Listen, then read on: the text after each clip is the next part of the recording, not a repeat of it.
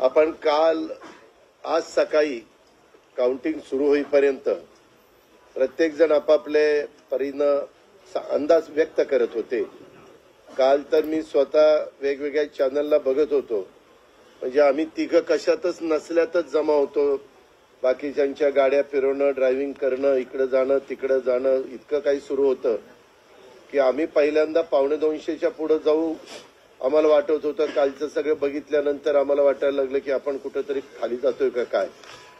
परंतु महाराष्ट्रातल्या जनतेने विकासाकडे बघून महायुतीला प्रचंड अशा प्रकारचं जे यश प्राप्त करून दिलंय त्याबद्दल महाराष्ट्रातल्या तमाम जनतेचं महायुतीच्या वतीनं व्यक्तिशः माझ्या वतीनं मी त्यांना मनापासून धन्यवाद देतो, मनापासून आभार मानतो।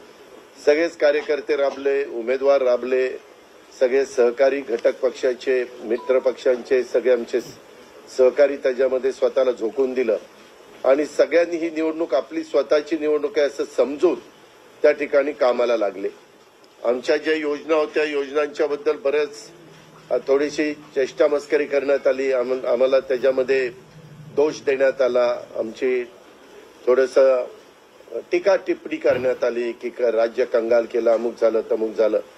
परंतु नंतर त्यांचे जाहीरनामे बाहेर आल्यानंतर आम्हाला ते दिसलं की हे काय चाललेलं आहे, कसं चाललेलं आहे, कुठलाही हिशोब न ठेवता अशा प्रकारचे जाहीरनामे बाहेर आले आणि आपण सगळ्यांनी त्या ठिकाणी पाहिलं।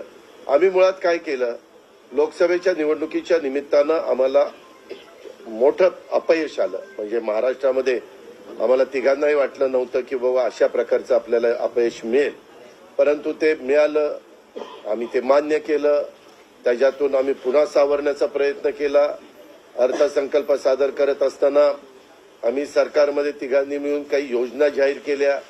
त्या योजना इतक्या पॉप्युलर झाल्या, त्याच्यामध्ये लाडकी बहिणा म्हणजे गेम चेंजरच ती योजना झाली। अंडर करंट असा का बहिणींनी दाखवला की मी सगळे उताणे पडले, सगळे आडवे झाले।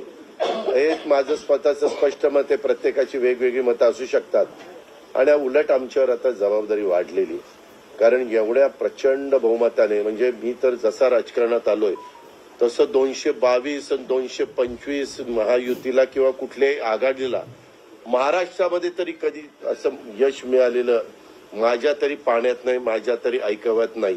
कदाचित पूर्वीचा काळ वेगळा काँग्रेसचा असेल त्यावेळेस कधी झालं असलं तर माहिती नाही, परंतु बाकीचे विरोधक नगण्य होते त्यावेळेसची गोष्ट।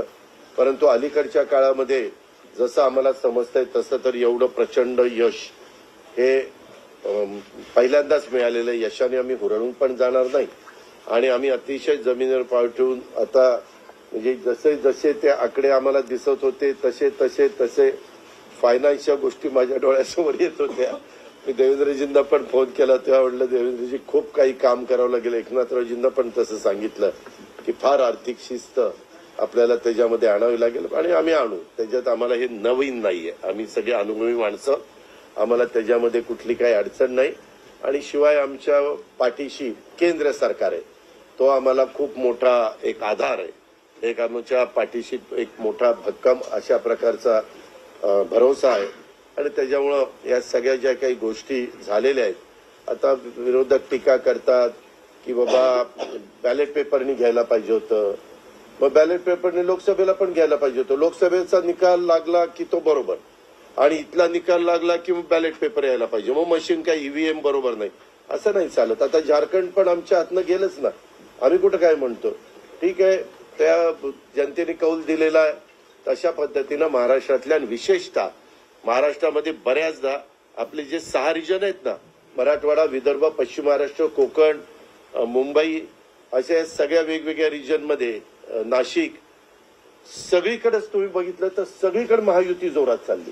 असं कुठं नाही की मागच्या वेळेस कसं झालं, आम्हाला झटका दिला तो मराठवाड्याने दिला, आमची एकच जागा त्यावेळेस भुमरे साहेबांची आली संभाजीनगर सिटीतली, बाकीकडे सगळीकडे आम्हाला दारुण पराभवाला सामोरं जावं लागलं आणि तसं ह्यावेळेस झालं नाही। तुम्ही जर अंदाज घेतला तर सगळीकडेच चांगल्या प्रकारे महायुतीला यश मिळाले, काही जागा गेल्या त्या फार थोड्या मतांनी त्या बाबतीमध्ये गेलेले आहेत असंही चित्र। आणि मीडियावाल्यांनो मला एक तुम्हाला इलेक्ट्रॉनिक पण आहे, प्रिंट पण मीडिया आहे, मला एक कळत नाही, तुम्ही खऱ्या बातम्या देत चाला ना, जे खऱ्या देत नाही त्यांना मला म्हणायचं तुम्ही बाकी सगळे खऱ्या बातम्या देतात, त्याच्याबद्दल दुमत नाही. पण मी टीव्ही चालू केलं आणि अजित पवार पोस्टल बॅलेटमध्येच माग, मी विचारतोय तिथं फोन करून, ते म्हणले नाही दादा आपण पुढे. आता माझं लीड 1,02,000 मताधिक्य मी मिळवलंय आणि खुशाल तुम्ही दाखवताय अजित पवार माग, अजित पवार माग. मग काही जण म्हणलं का रे असे दाखवताय, टीआरपी त्याच्याशिवाय वाढत नाही. अरे तुमच्या टीआरपीला आम्हाला का मातीत घालताय, आमची का बदनामी करताय. त्याच्यामध्ये मी नंतर पुन्हा अधिकाऱ्यांच्याकडनं माहिती घेतली की नक्की पोस्टल बॅलेट किती झाले. पोस्टल बॅलेटमध्ये पण आम्ही पुढे होतो आणि रेग्युलर मतदानामध्ये पण पुढे होतो. सांगायचं तात्पर्य की बाबा तुमच्यावर सगळ्या चॅनलवर जनतेचा एवढा विश्वास आहे, म्हणजे विश्वास नाही ते सकाळच्या 9 वाजताच्या भोंग्यावर विश्वास नाही, पण बाकीच्यांवर फार विश्वास आहे. माझं एवढंच म्हणणं आहे की खऱ्या बातम्या दिल्या तर काही वाईट होणार नाही. पण खूप चांगलं यश मिळालं. अजून पण काही काउंटिंग चालू आहे, काही ठिकाणी रिकाउंटिंग मागितलेलं, ठीक आहे, तो त्यांचा प्रत्येकाचा अधिकार आहे.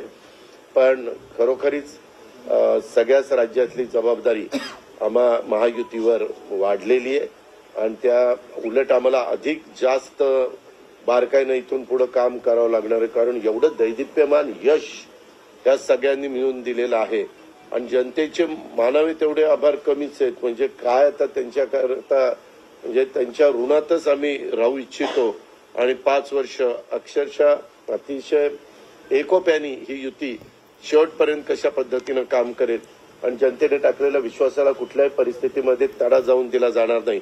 अतिशय चांगल्या पद्धतीनं राज्याच्या सर्वांगीण विकासाच्या करता जसं आम्ही विकास हा केंद्रबिंदू मानून पुढे गेलो, तशाच पद्धतीचं काम इथून पुढच्या काळामध्ये देखील महायुतीच्या वतीनं त्या ठिकाणी चालेल अशा प्रकारची खात्री मी आपल्या पत्रकार मित्रांना पण देतो आणि आपल्या मार्फत महाराष्ट्रातल्या तमाम जनतेला देतो.